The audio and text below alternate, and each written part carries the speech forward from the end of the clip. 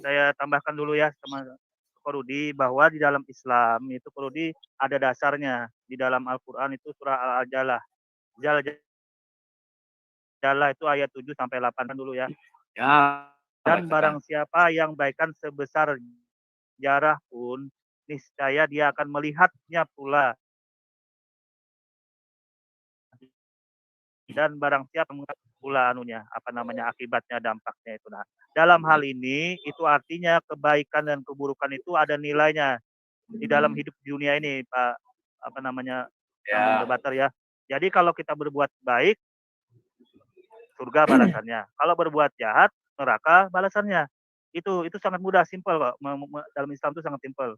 Jadi kalau sesuatu nilai kebaikan itu ada hitungannya dalam Islam. Itu dulu. Jadi surga untuk orang yang berbuat baik, yang berbuat amal kebaikan. Neraka buat orang yang tidak baik. Kalau orang yang berbuat tidak baik itu dijadikan masuk surga, ya terbalik namanya gitu loh. Itu yang tertolak di dalam Islam. Kecuali orang itu bertobat. Itu sangat mudah memahami ajaran Islam, Korudi, sangat mudah. Jadi tidak ada yang bingung dalam posisi ini sebenarnya. Nah, untuk penghuni Oke. surga untuk saat sebentar saya Bisa saya jelaskan, untuk penghuni surga saat ini tidak ada manusia yang masuk surga sebelum Nabi Muhammad sebagai pemegang kunci surga itu datang. Nanti itu di akhirat, setelah kiamat, setelah ada pengadilan Tuhan, nah itu nanti baru Nabi Muhammad yang pemegang kunci surga itu duluan masuk surga, baru yang lain mengikuti nabi-nabi lain. Karena Nabi Muhammad ini sebagai penutup para nabi. Itu yang saya sampaikan. Sebentar. Silakan. Saya tertarik dengan kamu media channel. Kamu bilang penutup para nabi adalah Nabi Muhammad. Kamu berdusta kepada saya. Kamu pernah dengar hadis bahwa nanti akan turun Nabi Isa. Artinya Nabi terakhir Nabi Isa. Nabi Muhammad sekarang sudah wafat. Sudah di Mekah menjadi tanah. Tetapi Nabi Isa nanti akan turun. Dialah Nabi terakhir. Oke. Jangan dipotong-potong, Bang Rudi. Oke, saya jawab. Oke, Pak Rudi, saya jawab dulu ya. Boleh saya jawab, saya tanggapin. Silakan. Nah, di dalam ajaran Islam, sesuai dengan hadis Nabi Muhammad SAW, bahwa di akhir zaman nanti kembali Nabi Isa yang pernah hidup seperti manusia normal, berhubung beliau itu karena diselamatkan Tuhan, karena diselamatkan dalam penyalipan, beliau diangkat ke langit. Nah, diangkat ini posisinya bukan berarti beliau itu mati, tetapi diwafatkan. Dalam posisi ini sebagian ulama mengatakan itu seperti ditidurkan gitu loh, seperti itu. Nah, itu akan dibangunkan kembali menjelang hari kiamat. Jadi posisi Nabi Isa menurut ajaran Islam sudah ada, hanya saja dia tertidur di langit kedua itu dalam posisi seperti itu. Diwafatkan, dalam posisi diwafatkan bukan dimatikan, tetapi ditidurkan. Oke. Bisa saya jawab? Saya jawab. Kamu lagi-lagi berbohong kepada saya. Silakan. Nabi Muhammad saja berjumpa Isa dengan Yahya di langit kedua. Bukan wafat ya, bukan tidur. Dan satu yang perlu kamu ingat, artinya kamu meyakini apa yang saya ucapkan ketika bicara sama saudara-saudara muslim. Bahwa Yesus tidak mati tapi tidur. Kemarin kepada Zulkifli juga saya bilang. Jangan standar ganda. Itu yang pertama. Yang kedua, kamu tadi mengatakan bahwa Nabi Isa itu pernah mati. Pernah hidup. Pernah hidup artinya sekarang mati. Namun definisi mati yang kamu kandung adalah tidur. Bagaimana ketika Isra dan Mi'raj Nabi Muhammad bertemu dengan seluruh nabi di Masjid Aqsa. Ada itu kan ceritanya, termasuk ya, Nabi Isa. Dan bagaimana ketika di langit kedua juga ketemu dengan Isa dan Yahya. Dan ingat, Nabi terakhir itu bukan Nabi Muhammad. Setelah dibukakan oleh rahasianya oleh Nabi Muhammad sendiri. Tetapi Nabi Isa nanti ada tugasnya lagi. Membunuh babi, mematahkan salib. Turun lagi nanti. Artinya Nabi Isa lah Nabi terakhir. Dan ingat, oleh karena itu Injil yang diyakini oleh umat Islam belum selesai. Akan ada Injil berikutnya. Belum selesai loh. Karena Nabi Isa kan turun lagi nanti. Silakan. Sebentar saya tambah dikit. Sebentar saya tambah dikit aja. Silakan. Jadi yang Anda pahami tentang ketemu Nabi Isa, Nabi Musa, Nabi Ibrahim itu hadisnya itu bukan hadis mutawatir, itu yang pertama. Dan itu bukan hadis masyhur. Itu hadis sahih. Itu hadis sahih. Hadis sahih itu masih perlu pengkajian. Ya. Oke. Berarti Ya, golongannya apa? makasih. Mutawir atau apa tadi? Tolong dipertegas. Mutawir atau apa? Jadi yang namanya sahih itu perlu pengkajian ulang. Ya, kajilah. Nah, kecuali dia mutawatir ataupun masyhur, itu tidak perlu pengkajian ulang. Itu sudah mutlak. Selain daripada masyhur dengan mutawatir, termasuk sahih, itu harus ada pengkajian pendukung daripada hadis-hadis yang lain. Karena tidak ada pendukung hadis-hadis yang lain, maka bahkan ada ulama mengatakan, sebagian ulama itu mengatakan adalah cerita Israiliyat. Ada, ya ada. Tidak semua. Good. Nah, itu cerita Israiliyat. Berarti maaf Dhani. Peristiwa Isra Mi'raj adalah cerita-cerita. Padahal di Al-Quran dikatakan, ingatlah ketika Nabi Muhammad berpindah, kan dibilang itu ada di Al-Quran. Jangan Anda plesetkan dulu. Yang saya katakan tadi, yang saya katakan ketemu. Paham nggak? Bukan Isra dan Mi'rajnya. Ketemu dengan Nabi Musa, Nabi Isa, Nabi Ibrahim. Itu yang saya maksudkan. Kalau Isra Mi'rajnya sudah jelas. Bersama malaikat Jibril, itu bersama-sama di Haulah, itu kan di dalam surah Al-Isra itu jelas ada. Berarti Dhani, bahkan Nabi ketemu dengan Allah, menerima perintah sholat pun seperti yang kamu bilang, masih harus diuji. Ya saya setuju aja dan cerita apa tadi mutawir itu, itulah. Saya setuju aja. Saya enggak, kalau yang sholat 5 waktu itu jelas. Bagaimana kau menggunakan standar ganda? Dengar dulu. Sholat benar. Nah, sebentar dulu. Sebentar Dhani. Lain hadisnya, lain hadisnya. Saya sudah baca makanya Anda perlu pahami. Makanya saya katakan waktu saya keluar dari rumah sakit itu trigliser saya itu 300, gula darah saya 258. Pesan dokter, jangan banyak makan yang mengandung karbohidrat. Yang jengkel itu 1 tahun lebih saya menderita gatal itu. Wata itu seluruh badan. Perlu pahami, di saat Rasulullah Shallallahu Alaihi Wasallam sampai ke Sidratul Muntaha, Rasulullah Shallallahu Alaihi Wasallam menyatakan kepada sahabatnya dia menerima perintah sholat. Sudah. Nah, bukannya itu kemudian bukannya Nabi juga cerita Dhani, di langit 1 ketemu Adam, langit 2 ketemu Isa dengan Yahya. Kenapa lagi lain-lain? Itu hadis, coba Anda pelajari. Rasulullah menyampaikan tentang perintah sholat, itu semua parawi menyampaikan.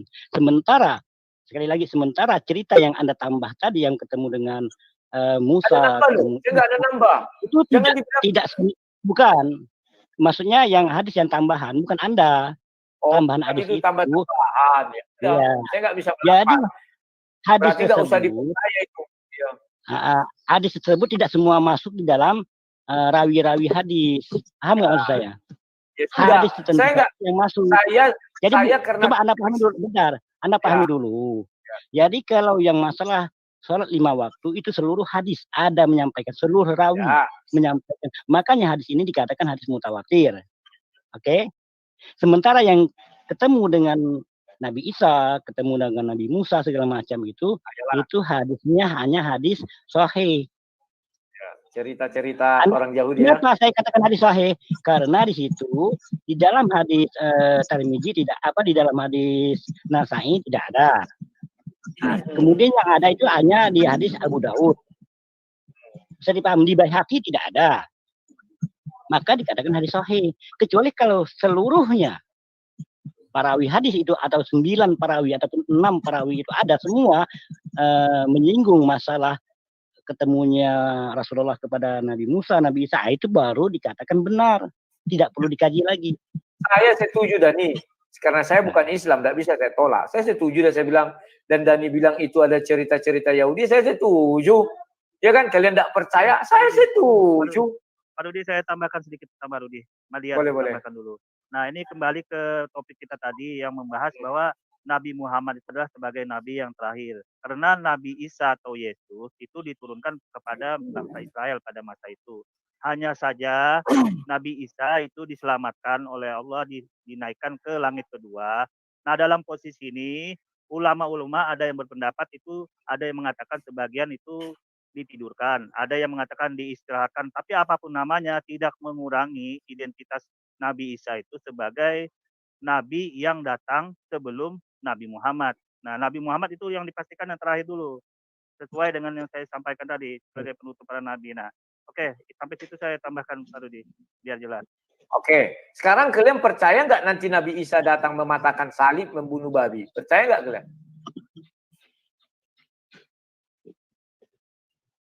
Halo, sesuai dengan hadis Nabi yang sudah disampaikan, itu Nabi Isa atau Yesus itu ada hadis Nabi yang mengatakan itu ada 3 tokoh nanti pasti yang turun sebelum akhir zaman.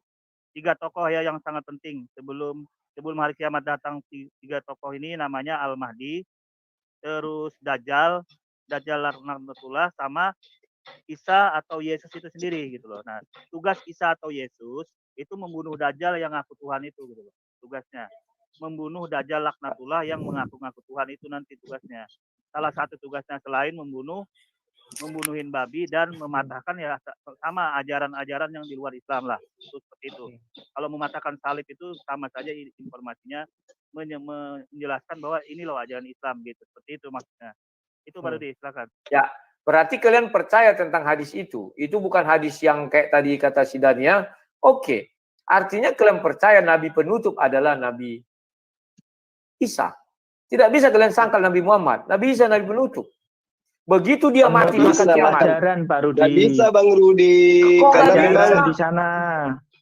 Nggak bisa Bang Rudi, karena ini kita berbicara mengenai perspektif Islam. Rasulullah Muhammad SAW itu adalah penutup para nabi. Maksudnya dialah yang menutup semua ajaran Tuhan yang dibawa oleh para nabi. Sementara Yesus, Nabi Isa datang, itu justru datang mengiyakan kebenaran ajaran Muhammad SAW. Dan dia mengiyakan ajarannya Nabi Muhammad SAW sesuai dengan ajaran ketika dia datang kepada Bani Israel. Dia tidak datang membawa ajaran syariat baru. Dia datang meluruskan ajarannya yang dibengkokkan oleh orang-orang terdahulu. Apa sih definisi itu Nabi dan Rasul menurut kalian? Apa sih definisi Nabi dan Rasul? Nabi itu Nabi adalah orang yang menerima firman dari Allah. Sementara pada saat datangnya Yesus, Isa alaihissalam itu tidak lagi menerima firman. Tetapi dia sudah difirmankan terlebih dahulu. Belum beliau datang itu sudah diceritakan terlebih dahulu oleh Rasulullah Muhammad SAW. Kamu percaya nggak surah 19 ayat 30? Ketika Nabi Isa coba Anda bacakan. Aku datang membawa Injil. Apakah sudah selesai Injilnya? Kan tidak. Nabi Isa masih hidup. Injil itu bisa, yang disampaikan itu bisa ditutup kalau sudah mati. Itulah sebabnya ada surah 38 itu, ayat 38. Kedatangan Nabi Isa itu disebabkan karena kegagalan misinya. Dia disembah, satu-satunya nabi yang diutus oleh Allah itu dituhankan oleh manusia, cuma dia. Makanya dia datang untuk menghakimi orang-orang yang menuhankan dirinya, karena dia juga dihakimi. Benarkah engkau mengajarkan orang-orang ini menyembah dirimu? Maka dia datang, tidak. Ya, betul. Berarti selama 40 tahun nanti Nabi Isa menjawab itu semua. Artinya ada ajaran lagi yang disampaikan Nabi Isa. Apa definisi ajarannya sudah disampaikan. Ajaran Nabi Isa itu sudah disampaikan waktu itu. 40 tahun dia menjawab. Semua yang keluar dari mulut Nabi Isa. Maryam di 19 ayat 30. Apa dibilang? Itu aku masih dari waktu di Buean. Aku datang membawa kitab suci. Apa namanya? Injil. Nabi Isa mati. Itu ajarannya yang diceritakan dalam surah Maryam itu ketika dia bersama dengan ibunya di sana, bukan nanti setelah mau mendekati kiamat, bukan. Jadi tidak kedatangannya beliau itu. Coba buka ayat, dibilang itu di mana-mana. Tetapi dia datang bawa ini saya bacakan. Ini saya bacakan dulu, saya bacakan surah Maryam ayat 30 ya. Saya bacakan dulu. Dia memberiku Alkitab, Injil, dan dia menjadikan aku seorang nabi Maryam Ya, ini surah Maryam ayat 30 ini. Iya. Kita melihat tafsirnya Pak Rudi. Itu bukan bercerita nanti Bang Rudi. Ini ternyata maksud ayat ini untuk membersihkan nama ibunya dari tuduhan berzina yang dilontarkan oleh kaumnya. Ini maksud ayat dalam surah Maryam yang Anda sebutkan ini. Itu bercerita masa lalu yang terjadi. Ya, betul itu. Menceritakan tuduhan bagaimana sih cara pikirnya? Tunggu dulu. Ayat itu berkata, aku yang datang menjadi seorang nabi dan diberikan kitab suci Injil. Nah, apakah kitab dulu. Bentar. Apakah kitab Injilnya itu sudah selesai? Belum. Nabi Isa masih hidup. Lihat ayat berapa itu yang mengatakan tidak ada nabi yang hidup sebelum Muhammad. Anda memaksakan pendapat Anda, Pak Rudi. Saya nggak memaksa. Tetapi kita lihat. Loh, kita lihat bagaimana tafsirnya ini.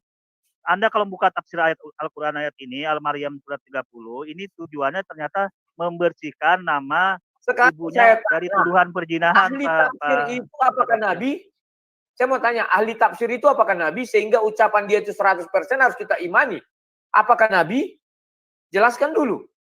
Duduknya. Anda sudah beda topik, Pak Rudi. Loh, tidak beda topik. Karena dia mengatakan itu tafsirnya, artinya tidak bisa diganggu-gugat. Artinya tidak bisa diganggu-gugat yang lain maksudnya. Ya, berarti kan dia itu nabi, tidak bisa diganggu-gugat. Tidak kan? Yang menafsir itu bukan nabi, tapi manusia seperti kita. Dan tafsir itu pun kayak dibilang si Dani tadi banyak. Saya tambahkan dulu tafsir ini Pak Rudiah, ini dilakukan oleh orang yang ahlinya. Dalam aspek-aspek banyak sekali yang dipertimbangkan dalam seorang ahli tafsir, termasuk dalam mempertimbangkan asbabul nuzul, kaidah-kaidah bahasa Arab, sejarah dan banyak dalam Arabnya. Nah, dalam posisi ini sudah dipertimbangkan baku keilmuannya sudah dipertimbangkan semua. Sedangkan hadis, bro, ya? Kamu lihat apa kata Dani tadi? Sedangkan hadis, kalau tidak tertulis di hadis-hadis lain, dibilangnya cerita-cerita dari Yahudi. Bagaimana, bro? Itu hadis sudah itu, perawi. Sementara kau hanya ahli tafsir yang tidak zaman itu, yang tidak mendengar langsung. Bagaimana sih? Sekarang Nabi Isa masih hidup atau sudah mati? Oke. Boleh saya tambah.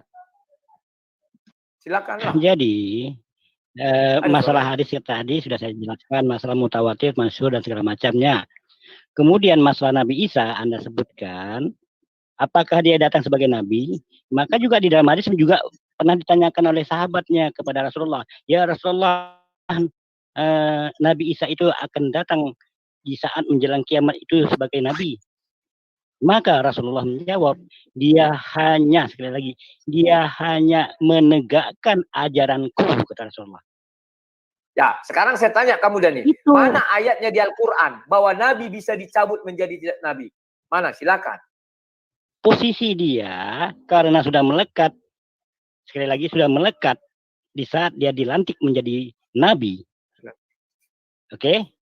Itu melekat sampai akhir hayat. Ya sementara udah, dia belum mati. Mana bisa dicabut? Kamu bilang dia tidak datang nanti sebagai nabi, tetap nabi. Ya sudah, nabi terakhir bisa. Apalagi? Bukan pengertian begitu. Jadi pengertian nabi di sini, mana yang dikatakan Bang Zuma, dia tidak membawa wahyu baru.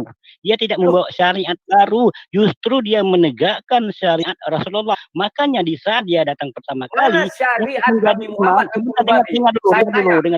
Mana syariat Nabi Muhammad membunuh babi, mematakan salib? Saya dengar dulu. Ya. Jadi di saat dia datang di Masjidil Damaskus itu, Masjid baru. Ya, Masjid Damaskus itu dia datang di saat sholatnya Imam Mahdi, maka Imam Mahdi mempersilakan Nabi Isa itu untuk menjadi imam. Tetapi apa katanya? Anda lebih berhak menjadi imam. Jadi menjadi pemimpin di situ adalah untuk memimpin sholat adalah Imam Mahdi, bukan Nabi Isa. Nah, justru Nabi Isa menjadi makmum. Ya, saya tanya kamu Dani, mana syariat Nabi Muhammad membunuh babi? Mana syariat Nabi Muhammad mematakan salib? Tunjukkan sama saya. Oke. Tunjukkan. Ini syariatnya Rasulullah Muhammad SAW itu mengatakan Isa itu tidak mati. Itulah mematakan salib loh itu. Jadi yang harus dipahami oleh Bang Rudi di sini ya, di dalam Al-Quran surah As-Zukhruf ayat 61. kedatangan Isa alaihissalam itu hanya untuk menyatakan datangnya pertanda akan adanya kiamat. Maaf Zul. Mana syariat Nabi Muhammad mengenai mematahkan salib? Mana syariat Nabi Muhammad mengenai membunuh babi? Tolong tunjukkan saya. Di dalam Al-Quran. Yang syariat kamu harus tertuang dalam Al-Quran. Dengar dulu. Yang kamu harus pahami, kata mematahkan salib itu bukan Isa itu ke gereja-gereja matahkan salib atau menarik kalungmu yang salib itu lalu dipatahkan. Mematahkan salib itu, kalau saya nggak ada salib. nah itu dia, mematahkan salib itu artinya dia menjelaskan bahwa Yesus itu fiktif, yang benar itu adalah Al-Quran tentang Nabi Isa, mematahkan argumen-argumen Kristen tentang Yesus, tentang Isa, dan itu sudah diajarkan oleh Rasulullah Muhammad SAW. Yang dikatakan membunuh babi itu adalah ketika Al-Quran mengatakan babi itu haram. Rasulullah Muhammad SAW mengajarkan itu artinya membunuh babi. Sebentar, ya seperti itu. Kamu bilang Yesus itu fiktif, berarti Isa fiktif.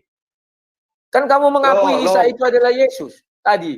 Nah, sekarang kamu bilang itu ajaran yang fiktif itu yang diimani oleh orang Kristen yang adalah jemaat Tuhan. Tak ada kamu bilang itu. Rekaman buka. Ya kan belum katakan karena kamu belum tanggapi. Tapi kalau kau sudah tanggapi, barulah saya katakan. Masa saya harus katakan terus? Menurut saya komentarnya Bang Rudi itu tidak esensial. Gitu loh. Jadi komentarnya Bang Rudi itu tidak esensial, hanya remeh-temeh nggak penting aja menurut saya. Bukan ajaran Nabi Muhammad. Tidak memakan babi bukan ajaran Nabi Muhammad. Kamu berdusta, Jul. Mematahkan salib juga bukan ajaran Nabi Muhammad. Kamu berdusta, Jul. Loh, dengan mengatakan Yesus itu tidak disalib, itu sudah mematahkan ajaran Kristen. Gimana sih lo? Ajaran yang kalau mana? Anda bertanya, Bang Rudi, ada urusan ke Kristen, tidak ada urusan ke kalau Kristen. Anda bertanya tentang ajaran Islam, justru Nabi Isa itu diimani oleh orang Islam. Orang Islam itu memahami Isa itu datang untuk memborbardir Kristen. Itu intinya. Tidak ada dibilang Kristen. Kamu mengarang, Zul. Ya. Nah, esensinya nggak penting yang kan? dikatakan Ya kan? umat Islam itu ketika diperkenalkan dengan sebutan kafir, maka disitulah masuk orang-orang yang Kristen, yang Hindu, yang Buddha. Itu maksudnya. Yang mencari menang saja, menang kalah, sudah diakui saja. Dia menang. Bentar teman-teman, coba Bang Rudi buka Yesaya 66 ayat 17. Itu nubuatan dari Yesaya. Yesaya 66 ya, sekali lagi. Yesaya 66 pasal ayat 17. Nubuatan untuk siapa? Yesaya itu nubuatan Yesaya terhadap Nabi Isa. Apa dibilang? Coba siapa bacakan. yang mengharamkan, yang memakan babi itu akan dimusnahkan. Memakan babi. Nah, Ibu baca aja silakan. Saya mau obrol karena udah mau pulang ke kantor. Ya. Silakan teman-teman yang lain yang menjelaskan. Apa yang dibilang si Zul dusta. Dia bilang itu syariat Nabi Muhammad. Mana syariat Nabi Muhammad itu? Jadi tidak ada satupun syariat Nabi Muhammad mengenai membunuh babi dan mematahkan salib. Jadi Nabi Isa nanti datang, tugasnya membunuh Dajjal. Dajjal pun tidak ada di syariat Nabi Muhammad. Artinya Nabi terakhir itu adalah Nabi Isa. Tidak bisa kalian ganggu-gugat. Tak bisa. Oke, saya tambahkan. Itu pemahaman Bang Rudi. Kitab suci kami mengatakan Rasulullah dia adalah penutup para nabi. Adapun Nabi Isa datang itu cuma memberi tanda kepada manusia bahwa kiamat segera datang. Itu aja. Nggak apa-apa, biarin aja Bang Rudi merasa menang, nggak apa-apa. Kan kita nggak cari menang kalah. Diterangkan di dalam Quran. Cari menang kalah siapa? Ya, iya. Kalau Anda Pak Rudi, Anda mau bertanya tentang ajaran Islam, saat kami menjelaskan, ya kan, Anda mengikuti aturan yang kami berikan, gitu loh. Penjelasan yang kami berikan, seperti saya itu. Mengikuti, tidak melawan. Bahkan dibilang si Dani tadi itu cerita-cerita Yahudi, saya nggak melawan. Tetapi harus konsisten. Jangan nanti kalian bilang, oh itu benar adanya. Di satu sisi kalian bilang itu hanya cerita-cerita Yahudi. Di sisi lain nanti kalian bilang, oh itu benar. Memang naik ke langit ke-1, ke-2, ke-7. Enggak, masalahnya di sini, Bang Rudi ingin mendudukkan Nabi Isa itu sebagai Nabi penutup. Sebagai Nabi penutup di antara seluruh risalah-risalah kenabian. Bukan aku mendudukkan. Hadis mengatakan demikian. Nabi Isa Kan nanti tadi sebelum kiamat datang. Tadi sudah kami Iya, jelaskan, Pak tapi Rudi. dia datang. Mematahkan salib. Dia datang bukan untuk membawa risalah, bukan membawa risalah kenabian baru. Dia datang membenarkan ajaran Islam dan menyalahkan ajaran Kristen. Itu tujuannya dia datang. Saya terima. Sekarang mana ajaran mengenai Dajjal? Mana ajaran mematahkan salib? Mana ajaran membunuh babi? Tunjukkan saya. Kalau dilarang memakan babi, iya. Membunuh babi ajarannya mana? Tentu nanti Nabi Isa datang membawa risalah membunuh babi, bawa risalah mematahkan salib, bawa risalah membunuh Dajjal. Gimana sih? Yang dimaksud membunuh babi itu bukan berarti babinya yang dibunuh, tetapi orang-orang yang gemar makan babi.